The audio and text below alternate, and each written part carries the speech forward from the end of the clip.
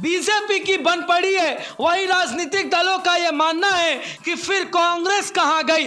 तो लीजिए साहब, कांग्रेस के सिंबल बिना रहे समाजवादी पार्टी के सिंबल पर इस बार चुनाव लड़ती नजर आएगी। जी हां, कांग्रेस। और कांग्रेस के अंदर इस बार किसी भी प्रकार से कोई भावनात्मक लड़ाई नहीं है। खुद उन्होंने आकर सामने स्पष्ट कर दिया है कि उनके कैंडिडेट इस बार चुनाव में नहीं उतरेंगे, जिसकी वजह से चुनावी परिणाम बदलने की उम्मीद दिखाई दे रही है।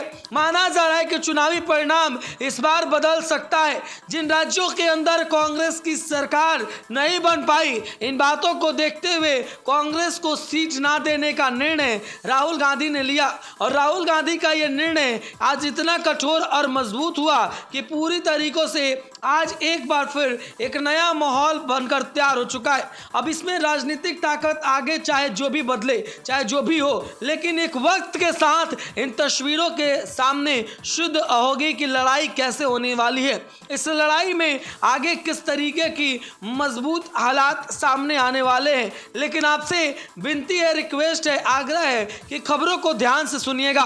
कैसे पीएम मोदी को भी लगातार आज चुनौती देते नजर आ रहे हैं राहुल गांधी कितने ज़्यादा खुद को मजबूत कर चुके हैं कि वो चुनौती पर चुनौती दिए जा रहे हैं। और इस चुनौती के सामने मानो जैसी फीकी पड़ जा रही है कांग्रेस की ताकत। ऐसे में आपको विस्तार से आज की बड़ी खबरों में इस लड़ाई की दिलचस्प बात बताएंगे। बने रहना।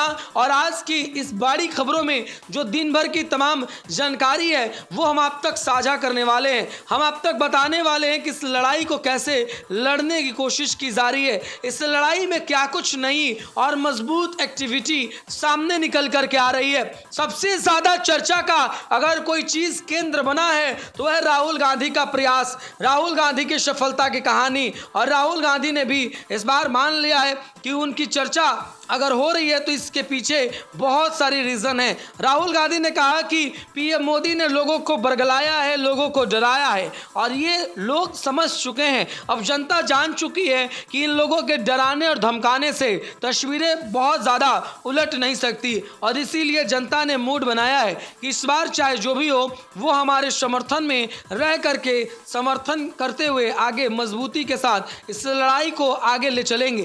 खैर, चाहे इस लड़ाई में जो भी आने वाले समय में स्पष्ट तौर पर कहानी आए, लेकिन इस लड़ाई की दिलचस्प बातें राहुल और पीएम मोदी की लड़ाई मानी जा रही है। आन बान शान की इस लड़ाई अगर स्टेट लेवल पर देखी जाए तो अखिलेश और योगी की लड़ाई, और अगर देश स्तर पर देखी जाए तो कहीं ना कहीं ये लड़ाई बड़ा दिलचस्प होने वाली है। बने रहना आप हमारे साथ इस वीडियो।